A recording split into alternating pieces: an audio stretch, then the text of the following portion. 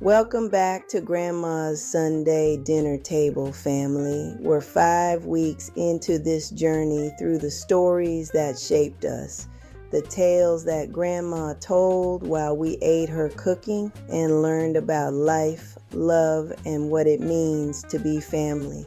We've heard about Grandpa's sneaking, Uncle Junior's rooster disaster, the Great Switch Chase, and the stolen cookies. This week's story is one that still makes some of us break out in a cold sweat just thinking about it, because it involves the one thing in Grandma's house that was absolutely, positively, under no circumstances to be touched by children, her good china. Now, if you grew up in a black household, you know about the good china. It lived in the china cabinet in the dining room behind glass doors that might as well have had a force field around them. It only came out for Thanksgiving, Christmas, Easter, and maybe when the pastor came for dinner. The rest of the time, it sat there looking beautiful and expensive and untouchable. A constant reminder that some things were too precious for everyday use and definitely too precious for children's hands. This is the story of the day 3 of us grandkids broke not 1, not 2, but 4 pieces of Grandma's good china, and how Grandma, knowing that our mothers would absolutely lose their minds if they found out, made a choice that saved us from punishments we can't even imagine. But more than that, it's a story about the difference between the value of things and the value of people, and which one matters more when you have to choose. Let me set the scene for you because you need to understand the full gravity of what we did. Grandma's china set was a wedding gift from 1952, a beautiful pattern with delicate pink roses and gold trim, the kind of china that belonged in a museum more than in a house with grandchildren running around. The set had been passed down through one careful dinner at a time for over 30 years, and Grandma had managed to keep every single piece intact through raising 6 children of her own, hosting countless family gatherings, and watching numerous grandchildren grow up in her house. It was a point of pride for her. "I've had this china for 33 years and never broken a single piece," she'd say, touching the cabinet like it was made of gold. The china lived in a tall cabinet with glass doors in the dining room positioned where everyone could see it and admire it, but, and this was crucial, where it was understood to be off limits for touching. Grandma would dust the china once a week, carefully taking each piece out, wiping it down, and putting it back exactly where it belonged. Sometimes she'd let us watch, but we had to stand back and keep our hands behind our backs, just looking at the beautiful dishes and imagining what it must be like to eat off plates that fancy. It was a Saturday afternoon in March, Grandma would begin, settling into this story with a mixture of amusement and remembered stress on her face. 1985, right around the time we had that big storm that knocked out the power for 2 days. Y'all remember that storm? Some of the adults at the table would nod, remembering the storm and already starting to realize where this story was going because they'd heard whispers about this incident over the years. I had 4 grandchildren at the house that day. The 2 oldest, they were maybe 9 and 10, were supposed to be watching the 2 younger ones, who were about 5 and 6. I had gone to the store to pick up some things because we'd been told another storm might be coming, and I wanted to make sure we had food and supplies. Left y'all at the house with strict instructions. Watch TV, play in the living room, stay out of trouble. Should have known better than to think that would work. Grandma would shake her head, and the people at the table who'd been there that day would start looking uncomfortable, knowing they were about to be called out. What I didn't know was that y'all had been playing some kind of game, I think you called it restaurant or something, where you were pretending to be waiters and customers at a fancy restaurant. And somebody got the bright idea that to make it really realistic, you needed fancy dishes. The room would get very quiet at this revelation because everyone now understood what was coming. So the oldest one, and I won't say names, but you know who you are, decided that the china cabinet wasn't really locked. It was just closed.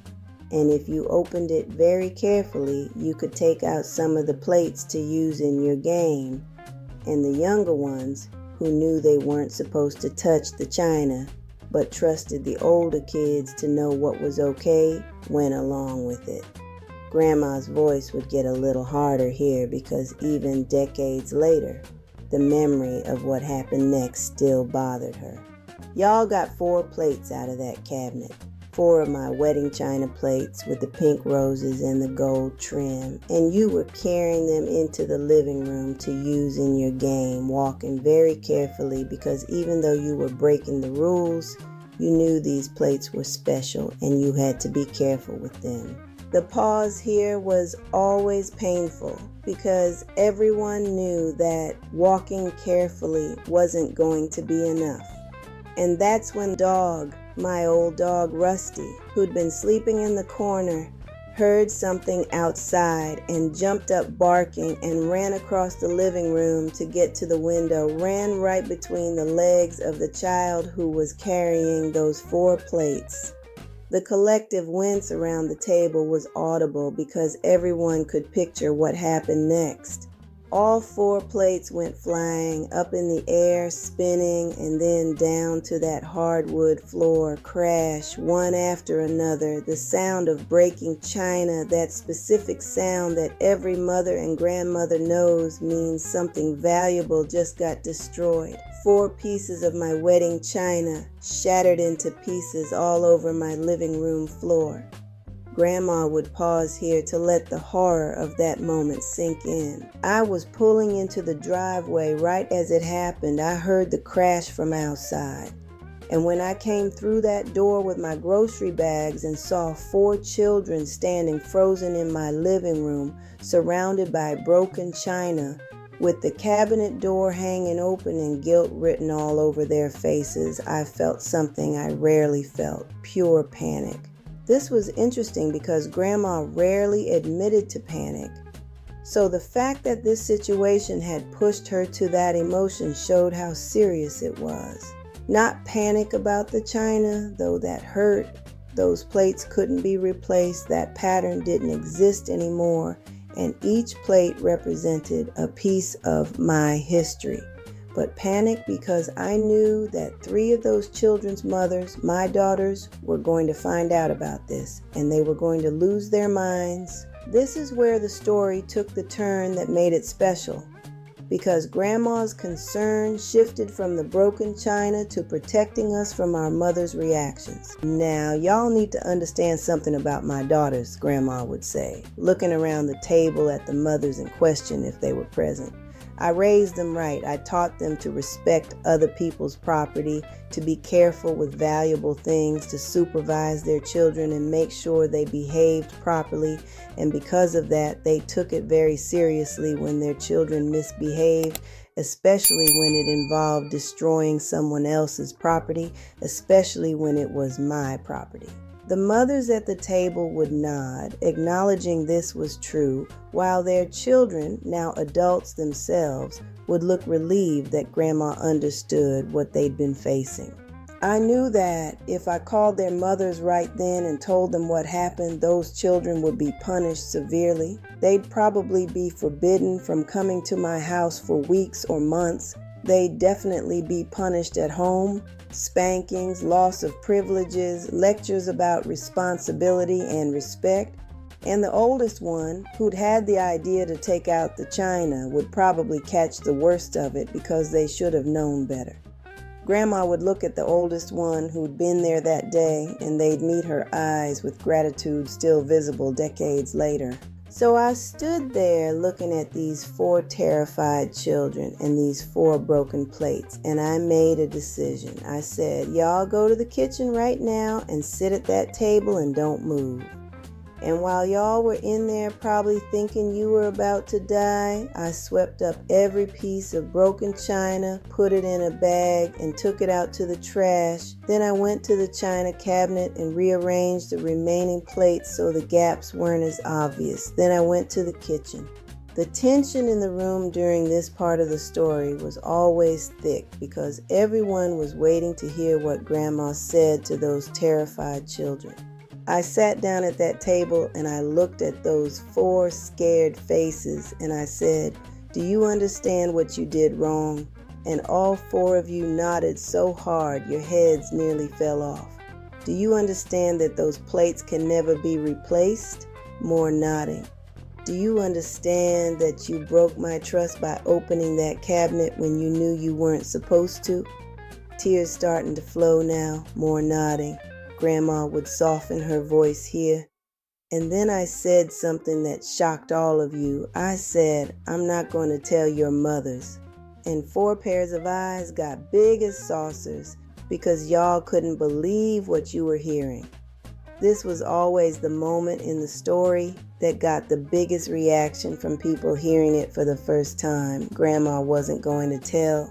But I also said, "I'm not telling your mothers because I don't want you to be punished more than you need to be. You already feel terrible. I can see it on your faces. You already understand that what you did was wrong. And I know that if I tell your mothers, the punishment will be severe and it will go on for a long time. And I don't think that's necessary." But she'd raise her finger here for emphasis. "You are going to work to replace those plates. Not because plates can actually be replaced because that pattern doesn't exist anymore. But because you need to understand that when you break something that belongs to someone else, you have a responsibility to try to make it right. So for the next month, each of you is going to do extra chores for me every time you come to this house. You're going to help me clean, help me cook, help me with yard work, whatever I need. You're going to work until I feel like you've paid for those plates with your effort and your time. Do you understand?" All 4 kids had agreed immediately, probably just relieved they weren't going to be killed by their mothers. And for the next month, Grandma would continue, those 4 children were the most helpful grandchildren you ever saw.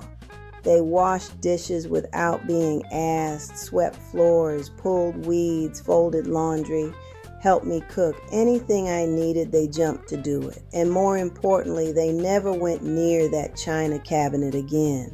Never even looked at it too long. They had learned their lesson better than any punishment from their mothers could have taught them. But the story didn't end there because there was one more twist. About 3 weeks after the plates broke, one of the mothers, I won't say which one, was at my house for dinner, and she was admiring the china cabinet like she always did. And she said, "Mama, something looks different with your china. Are you missing some plates?" And my heart just about stopped because I knew if she looked too close, she'd figure it out. The tension would ramp back up as everyone wondered if Grandma was about to get caught in her protective deception. But before I could answer, her child, one of the ones who'd broken the plates, spoke up real quick and said, "Grandma moved some pieces around, Mama. She's storing some of them in the kitchen now because the cabinet was getting too crowded." And that child looked at me with these pleading eyes, and I looked at their mother and I said, "That's right, I'm rotating things around." And the mother accepted it and moved on. Grandma would smile at this part, showing she appreciated the quick thinking. That's when I knew those children had really learned something. They weren't just working off their debt to me with chores, they were protecting me the same way I'd protected them. They understood that I'd put myself at risk by not telling their mothers, and they were willing to help maintain that secret to protect me.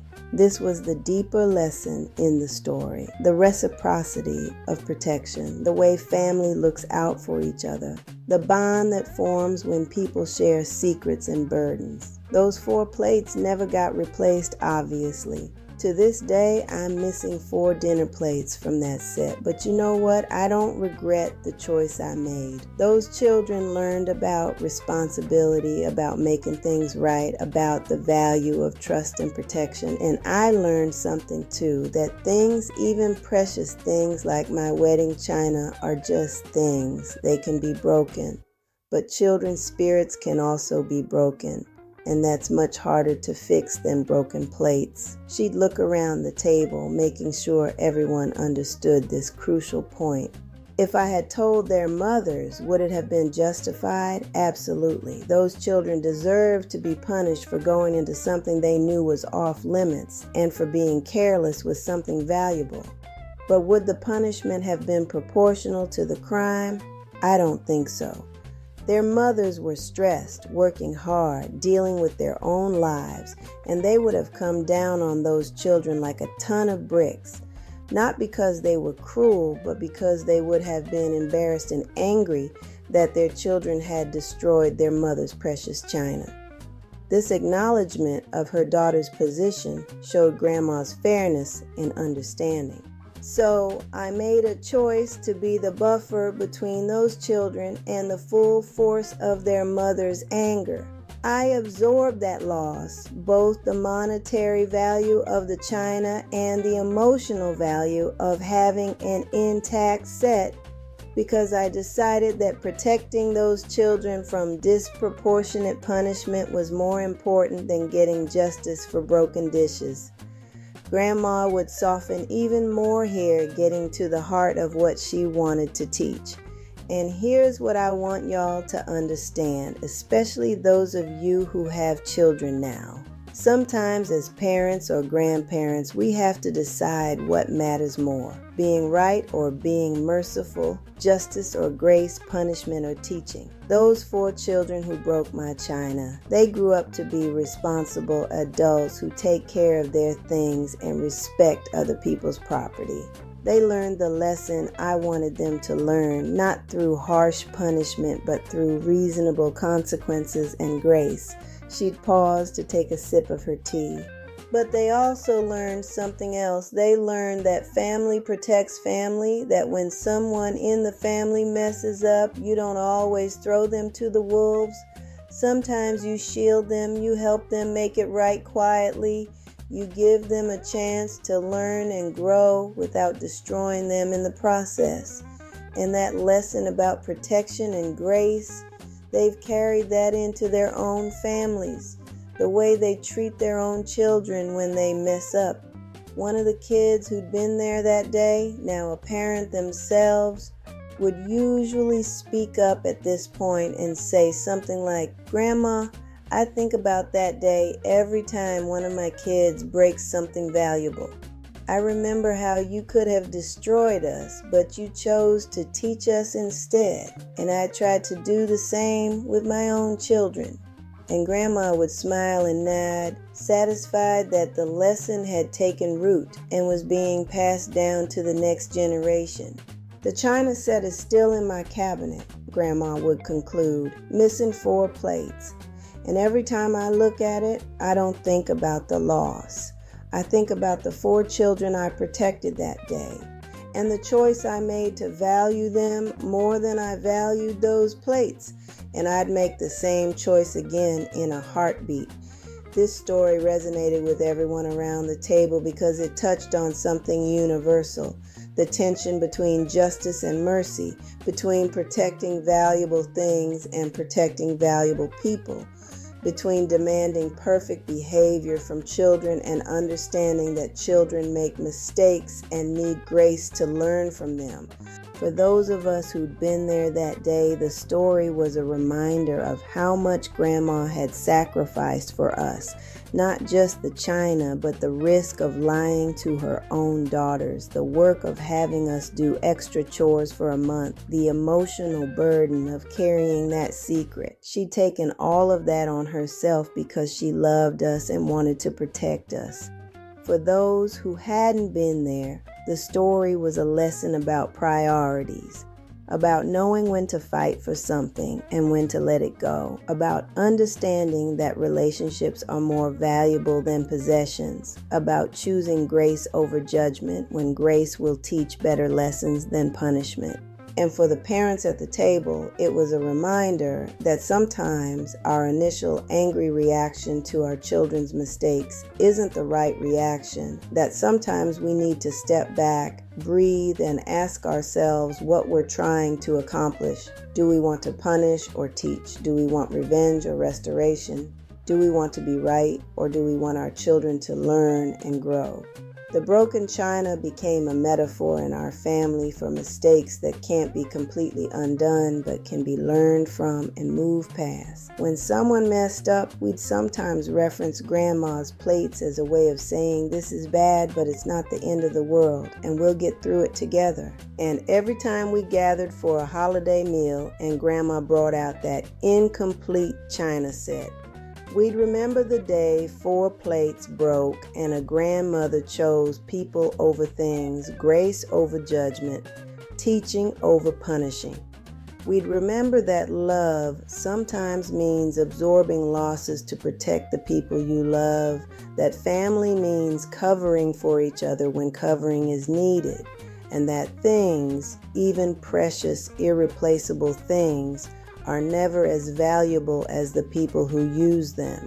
Did you ever break something valuable at your grandmother's house? How did she react? And what did you learn from it? Have you had to make similar choices with your own children between punishment and protection? Share your stories in the comments below. We want to hear about the times your elders chose grace over getting even. And make sure you're subscribed, because next Sunday we've got another story from Grandma's table. We're going to tell you about the time Grandma found us playing in her makeup and the story she still tells at family reunions to this day.